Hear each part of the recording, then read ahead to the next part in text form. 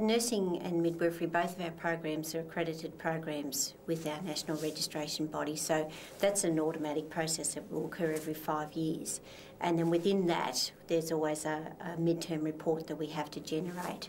And that's generated collectively from the program committee, so I'll meet regularly and, we'll identify how they've met their course outcomes and objectives in the actual curriculum document that was developed in the first instance.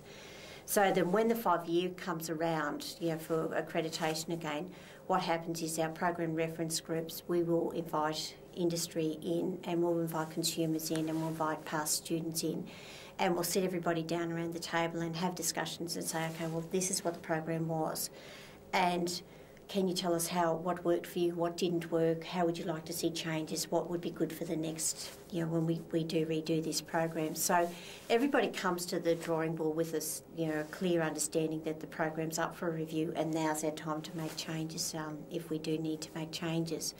So collectively we get together then and rewrite the program. Then of course it goes for accreditation, which is peer reviewed at a national level and comes back, and then it's implemented.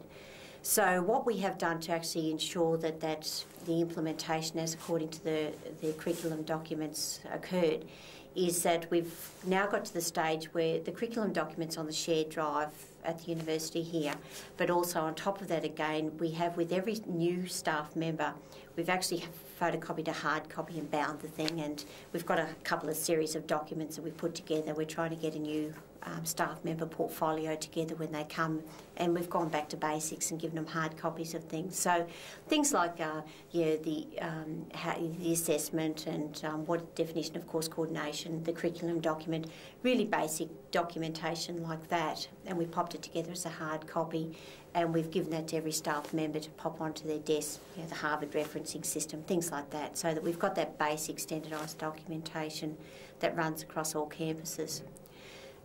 In addition to that, the course coordinators then will, when they're developing up the documents, we'd like them to work in teams with writing of their courses, and we like to encourage them to also have an industry liaison in there when they're actually writing the actual course themselves, so that to ensure that the content's current and those. So we're trying to really very hard to enforce that.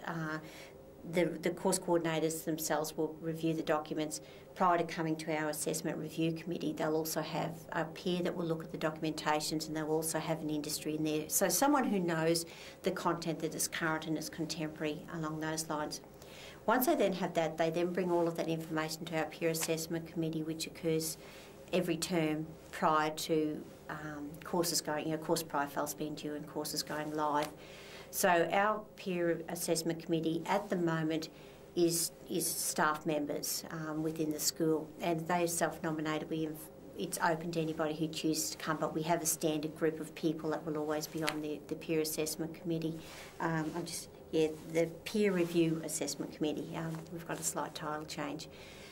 And so every staff member whose course has been offered for that term has to present the course portfolios plus the assessment criteria for the peer review. So once it comes to the peer review assessment committee, we all look at every, the course profiles, and we look at the assessment pieces.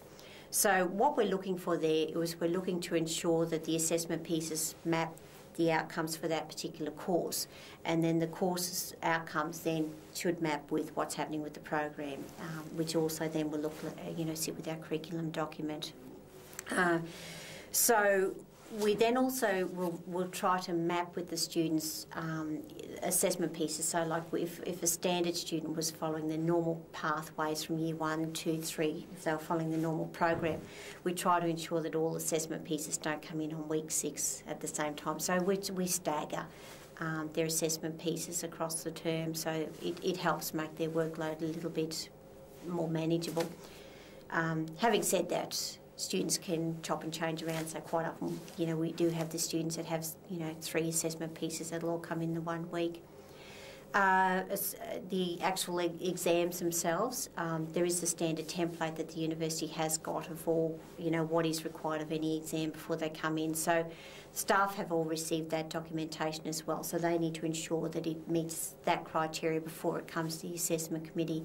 Once it's at the assessment committee, we all then read the actual exam themselves and the assignment topics themselves, and we will all comment on those, not only just looking obviously from grammatical errors along those lines, but just ensuring the content's relevant to the outcomes of the curriculum. What we do need to do, do you want that, what we need to be doing?